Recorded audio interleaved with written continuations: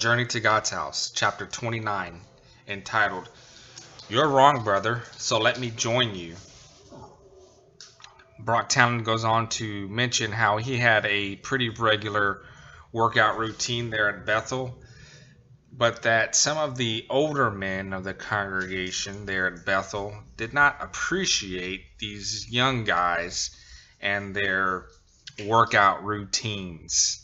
In fact, one of the governing body members, Brother Klein, even made fun of people like Brock, young brothers like him, saying that to the entire Bethel family that those who did participate in exercise routines were just egotistical because all they wanted to do was to pump up their beautiful bodies to get attention. Well, he did have a small point there, but really, is it egotistical just to work out and to be healthy and fit? I think not.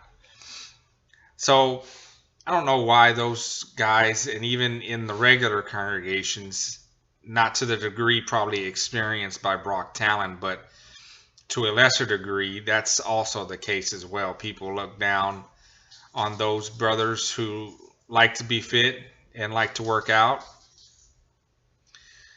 But anyways, he mentions that Brother Klein angered him so much when he said that about guys like him, and that he would see red for days whenever he would make such comments. So he was also getting tired of being told what to do at Bethel for absolutely everything. There was no free choice to be made without being counseled. But on the other hand, he mentions at Matthew 11:30 that Jesus said his yoke was easy and his load is light. That was not the case there at Bethel. He mentions that what he experienced there was nothing like he ever experienced in his life before or since leaving Bethel. And if this is the way things were going to be in the new system, with quotation marks, then he didn't want to have any part of that. So one particular evening, he was coming out of the gym to walk home, and an older brother was right outside of the gym doors waiting. Seems that he had recently set up a shuttle because 2 Jehovah's Witnesses were mugged in the area earlier that month. So in order to get home safely, the older brother was waiting for the shuttle to take him home to his living quarters, which was many blocks away. And Brock knew about the shuttle, but to him it was for the old folks. You see, he thought he was invincible in those days, that nothing would happen to him. He was a seasoned Bethelite by this time.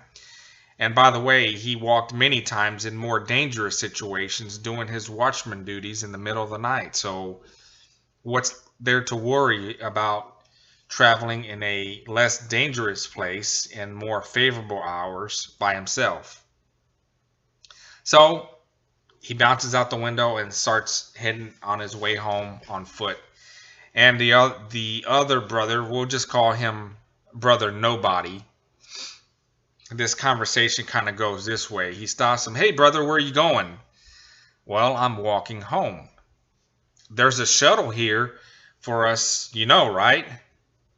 And then Brock says, okay, thanks, I don't need one. And so after running after him, Brother Nobody says, hey, let me join you. So they stop, he catches up, they start walking, and Brother Nobody proceeds to chastise him and counsel him. This is not a good idea. This is dangerous. Brock, well, what do you mean, Brother Nobody? Well, brother, the shuttle was set up for our safety. You really should be using it. Our safety? Yes, there was a mugging around here last week. Didn't you hear? Yeah. Well, this is really foolish, exposing ourselves like this. The society sets things up for a reason, you know. We really should take advantage of theocratic arrangements made for our benefit. Well, why did you come with me then? I figured it'd be safer with the both of us together. If I'm not mistaken, wasn't it 2 brothers that got mugged together? Yes. Then how does your joining me make this any safer? Awkward silence. So anyways, you know how this story is told. They ended up walking along each other, and he ends up finding out that this brother was a longtime district overseer in the New York area, that he was probably less than 1/3 of his age, and that Brother Nobody was a full-time servant longer than he had been alive. Yet Brock Talon had just bit his head off for suggesting to him that he should wait for the shuttle. Again, many times prior to this, Brock, when something like this happened, he says that he just would swallow it. But when this happened, he was done playing nice.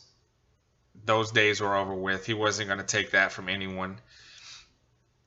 He told the Brother Nobody that basically he didn't know who he was. As he says in the story, this was another classic example of controlling behavior that I promised myself I would not put up with anymore from a random nobody. This guy wasn't my friend. He wasn't my roommate. He wasn't my parent. He wasn't in my congregation. He wasn't my congregation elder. He wasn't my table head. He wasn't one of my many factory overseers that I reported to. He wasn't a member of the governing body. He wasn't my circuit overseer. He wasn't my district overseer. He wasn't the housing elder. He wasn't a policeman. He wasn't the train conductor. He wasn't a judge. He wasn't a bailiff. He wasn't anybody to me. So he says that he shut this guy good and down and made him feel stupid. Frankly, he deserved it. So even though he felt bad about it at that time, he sure doesn't feel bad about it today. And I wouldn't sweat it either, because after all the silly counsel and nonsense that Jehovah's Witnesses give you about everything that's really none of anyone's business, it should be a conscience matter and leave it up to that person. Hell, Jehovah, leave it in his hands. But no, the witnesses don't do that. They got to have their righteous piety for every aspect of your life, just like the Pharisees. Good night, folks.